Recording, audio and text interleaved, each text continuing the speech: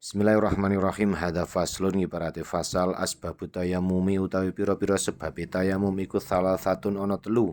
Dirupane telu faktul ma'i suwijine kesepen banyu wal maradulan lara wal ihtiyajulan butuh ilaihi maring ma.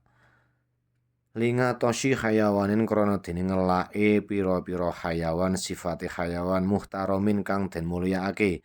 Wa ghairul muhtarami utawi liyane hayawan kang den mulyakake iku sitatun ana 6. Dirupane 6 tarikus sholati suwijine wong kang tinggal salat. Wazani lan wong kang zina sifate zani al muhsanu kang den reksa. Wal murtaddu lan wong murtad wal kafiru lan wong kafir sifate kafir al harbiyu kang bangsa mungsuh wal kalbulan asu sifate kalb al ngakuru kang galak. Wal hingziru lan celeng. Wallahu alam bisawab.